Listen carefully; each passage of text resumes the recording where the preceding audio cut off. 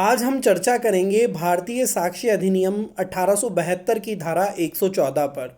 114 एक बड़ी धारा है और इस धारा 114 पर कई बार आरजीएस मुख्य परीक्षा में बड़ा प्रश्न आया है।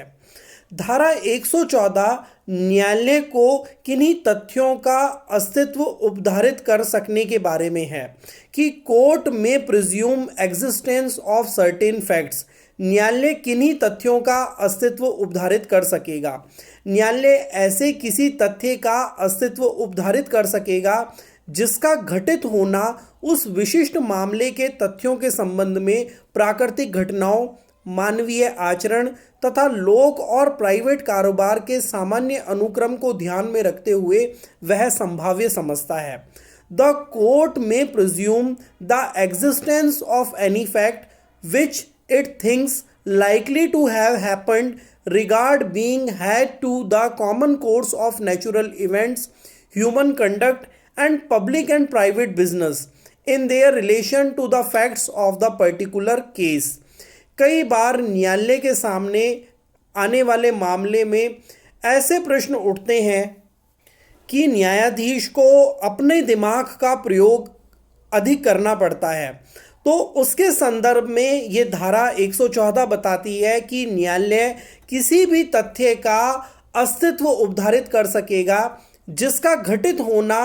उसके सामने के विशिष्ट मामले के तथ्यों के संबंध में प्राकृतिक घटनाओं, मानवीय आचरण तथा लोक और प्राइवेट कारोबार के सामान्य अनुक्रम को ध्यान में रखते हुए वह संभाव्य समझता है। इस धारा में कुछ दृष्टांत दिए गए हैं। वह दृष्टांत को स्पष्ट करने के लिए कुछ विशिष्ट परिस्थितियां भी बताई गई है। तो इस धारा का दृष्टांत ए है जो कहता है न्यायालय उपधारित कर सकेगा कि चुराए हुए माल पर जिस मनुष्य का चोरी के शीघ्र उपरांत कब्जा है, जब तक कि वह अपने कब्जे का कारण ना बता सके, या तो वह चोर है या उसने माल को चुराया हुआ जानते हुए प्राप्त किया है। यहाँ न्यायालय ये विचार करने में कि ऐसे सूत्र उसके समक्ष के विशिष्ट मामले को लागू होते हैं या नहीं, निम्नलिखित प्रकार के तथ्यों को ध्यान में रखेगा। दृष्टांत क के बारे में कि किसी दुकानदार के पास उसके गल्ले में कोई चिन्हित रुपया उसके चुराए जाने के शीघ्र पश्चात है और वह उसके कब्जे का विनिर्दिष्ट कारण नहीं बता सकता, किंतु वह अपने कारोबार के अनुक्रम में वह रुपया लगातार प्राप्त कर रहा है। दूसरा दृष्टांत बी कहता है कि न्यायालय ये उपधारित कर सकेगा कि सह अपराधी विश्वसनीयता के अयोग्य है जब तक कि तात्विक विशिष्टियों में उसकी संपुष्टि नहीं होती, किंतु न्यायालय यह विचार करने में कि ऐसे सूत्र उसके समक्ष के विशिष्ट मामले को लागू होते हैं या नहीं,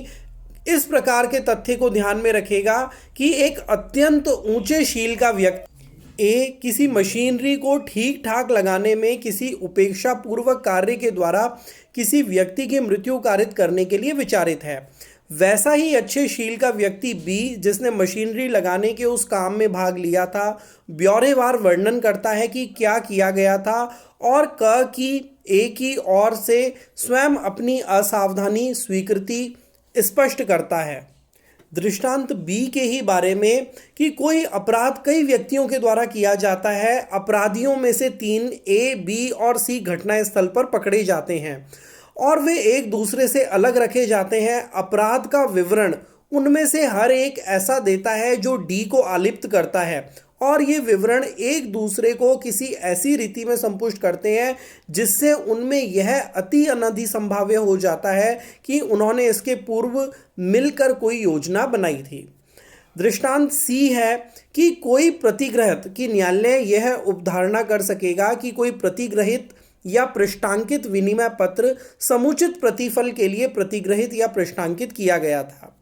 इस बारे में कि किसी विनिमय पत्र का लेखीवाल ए व्यापारी था, प्रतिग्रहिता बी पूर्णतः ए के असर के अधीन एक युवक और नासमझ व्यक्ति था।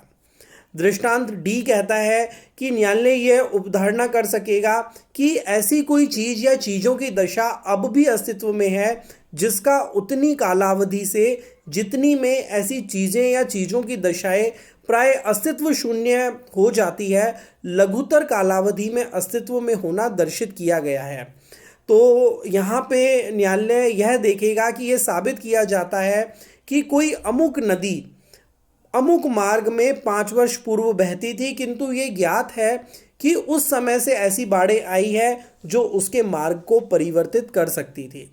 अगला दृष्टांत है ई कि न्यायिक और पदीय कार्य नियमित रूप में संपादित किए गए हैं। इसके बारे में न्यायालय यह देख सकेगा कि कोई न्यायिक कार्य जिसकी नियमितता प्रश्नगत है, असाधारण परिस्थितियों में किया गया था, कि विशिष्ट मामले में कारोबार के सामान्य अनुक्रम का अनुसरण किया गया था। इस बारे में प्रश्न यह है कि क्या कोई पत्र प्राप्त हुआ था, उसका डाक में डाला जाना दर्शित किया गया है, किंतु डाक के सामान्य अनुक्रम में उपद्रव के कारण विघ्न पड़ा था। अगला दृष्टांत है कि यदि न्यायालय ये उपधारणा कर सकेगा कि यदि वह साक्ष्य जो पेश किया जा सकता था और पेश नहीं किया गया है, पेश किया जाता तो उस व्यक्ति के प्रतिकूल होता जो उसका विधारण किए हुए है। That evidence which could be and is not produced would if produced be unfavourable to the person who withholds it. यहाँ पर इस बात को उपधारणा करने में न्यायालय इस बारे में विचार करेगा कि कोई मनुष्य किसी ऐसी दस्तावेज को पेश करने से इनकार करता है जिसका असर किसी अल्प महत्व की ऐसी संविदा पर पड़ता है जिसके आधार पर उसके विरुद्ध वाद लाया गया है, किंतु जो उसके कुटुंब की भावनाओं और ख्याति को भी क्षति पहुंचा सकती है। धारा के साथ दिया गया अगला दृष्टांत कहता है कि न्यायालय यह उपधारणा कर सकेगा कि यदि कोई मनुष्य ऐसे किसी प्रश्न का उत्तर देने से इनकार करता है जिसका उत्तर देने के लिए वह विधि के द्वारा विवश नहीं है, तो उत्तर यदि दिया जाता तो उसके अनुकूल होता। कोई मनुष्य किसी प्रश्न का उत्तर देने से इनकार करता है जिसका उत्तर देने के लिए वह विधि के द्वारा विवश नहीं है, किंतु उसका उत्तर उसे उस विषय से असंसक्त विषयों में हानि पहुंचा सकता है जिसके संबंध में वह पूछा गया है। धारा के साथ दिया गया अंतिम दृष्टांत इनकी न्यायालय यह उपधारणा कर सकेगा कि जब किसी बाध्यता का सृजन करने वाली दस्तावेज बाध्यताधारी के हाथ में है, तब उस बाध्यता का उन्मोचन हो चुका है। That when a document creating an obligation is in the hands of the obligor, the obligation has been discharged. इस बारे में कि कोई बंध पत्र बाध्यताधारी के कब्जे में है, किंतु मामले की परिस्थितियां ऐसी है कि हो सकता है कि उसने उसे चुराया हो। धारा 114 का क्या महत्व है? इस धारा का ये महत्व है कि जब न्यायालय अपने समक्ष के साक्ष्यों पर विचार करता है,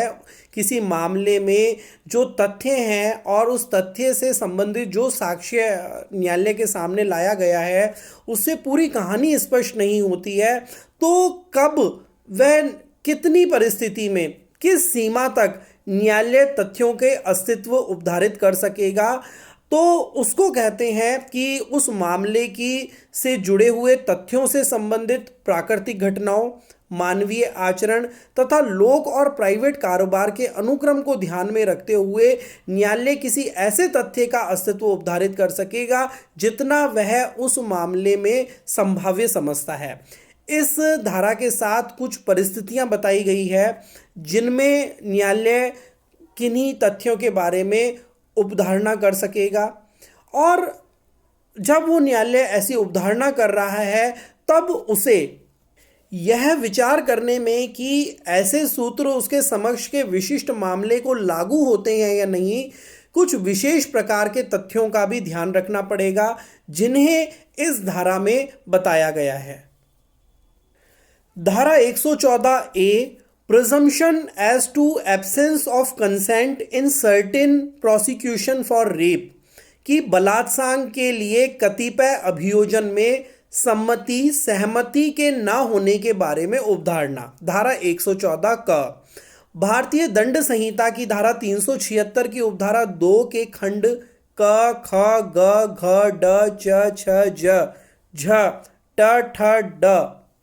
या ढ के अधीन बलात्संग रेप के किसी अभियोजन में जहां अभियुक्त के द्वारा मैथुन किया जाना साबित हो जाता है। और प्रश्न यह है कि क्या वह उस स्त्री की जिसके बारे में यह अभिकथन किया गया है कि उससे बलात्संग किया गया है, सम्मति के बिना किया गया। और ऐसी स्त्री अपने साक्ष्य में न्यायालय के समक्ष ये कथन करती है कि उसने सहमति नहीं दी थी, वहां न्यायालय ये उपधारणा करेगा कि उसने सम्मति नहीं दी थी। यहाँ पे 114 में जो शब्द प्रयोग में आया है वो न्यायालय उपधारणा करेगा कि उसने सम्मति नहीं दी थी। शैल प्रिज्यूम, इस धारा में मैथुन से भारतीय दंड संहिता की धारा 375 के खंड क से खंड घ में वर्णित कोई कार्य अभिप्रेत होगा।